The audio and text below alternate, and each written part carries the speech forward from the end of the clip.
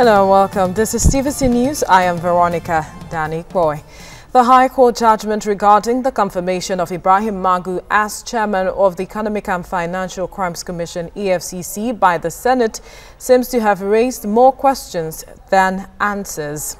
What now becomes of Magu? Is it against the law for him to continue in that position? How long can he continue to function in acting capacity? Joining us now to give an answer to these questions is a lawyer, Oladotun Hassan. Thank you for joining us. So, good afternoon. Well, the justice said the Senate is conferred with the authority to ensure only suitable and credible persons for appointment of office. Definitely. Now, with this judgment, what does this, where does this leave Ibrahim Magu? And this statement seems to have an underlying tone of why the Senate is not seeming to confirm Magu. Well, in a tried democratic principles, whereby we have the legislature, the executive, and the judiciary. The legislatures are meant to act as a watch on the executive, and these are one of the key indicators of democracy, and are quite unfortunate that the executive have been high-handed in handling this issue. When you say high-handed, how do you mean? Yes, in terms of, you know, the Senate has rejected Magu's nomination.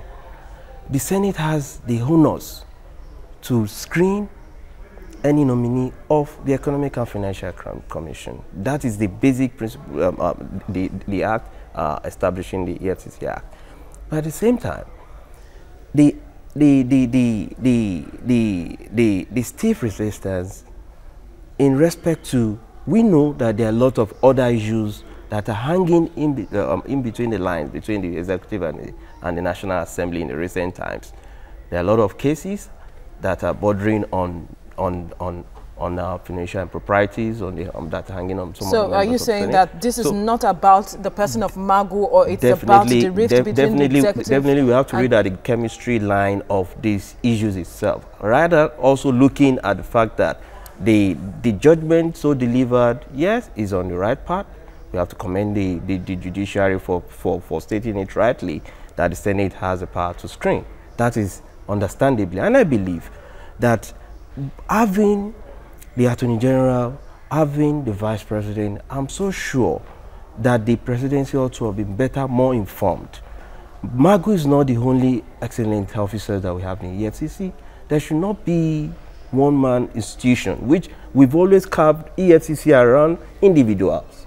And by the time one individual is going, another one is coming in, we hardly understood the real tenets of their duties. But then there might also be the reason why the presidency is insisting on this person, but because this is not the first time we're having a case like this.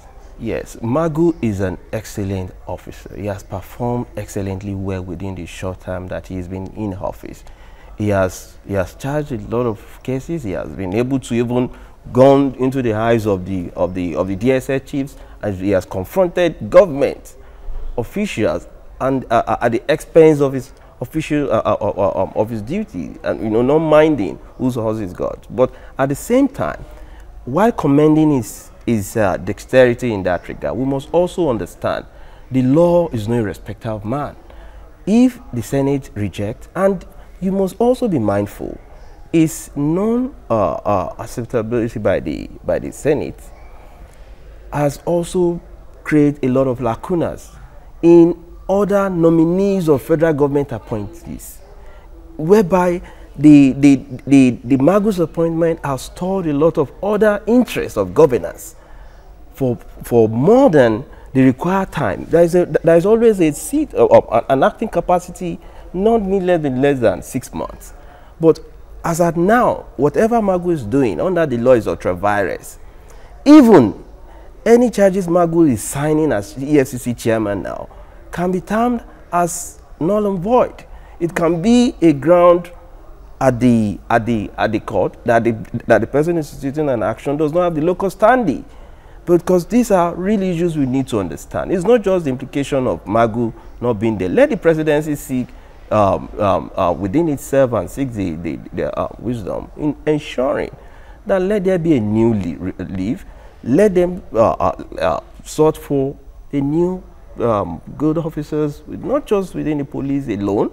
There are great officers of this nation that can do similar jobs, not necessarily Magu. And if it is going to be Magu, the presidency should expect a further reprisal. And at the end of the day, it will tell a whole lot implication on our governance structure. And it will be a very huge, it will result in a lot of catastrophe. It can lead to the impeachment of Mr. President.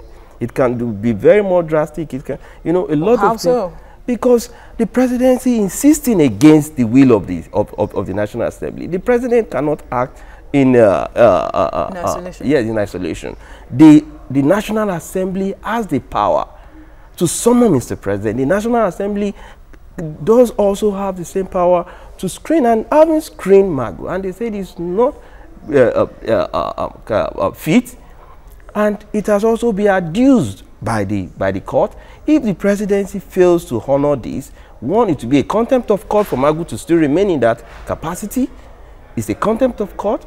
At the same time, on the anti-corruption war itself, it's going to create a lot of woes. It's going to really attract a lot of issues that needless not to be attended to. So the best we can do at this point in time is to ensure that there should be an harmonious relationship in settling this dispute. And with the earlier the better, let the National Assembly to tread cautiously.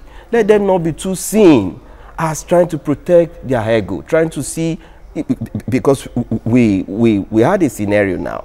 Immediately Magu was announced by the Senate as maybe not fit. The Justice Danladi Umar, who is handling the Senate President case, the same charges that have been hanging on his neck, now it impugned another liability clause on the EFCC. What has the EFCC been doing before now? Is it because the senators are now coming on their head because maybe Danladi Umar was able to free the Senate President of some of the charges? Now they are now coming after him as a reprisal. These are kind of issues that spells a lot of doom for democracy, because there is no sincerity or purpose. It will result to a taint on the democracy. It will result to a taint of the government itself. And for EFCC neutrality in handling cases, it will now make people see EFCC as an apron chair of the presidency, which ought not to be so. Thank you so much, lawyer Oladotun Hassan, for your contribution on the news.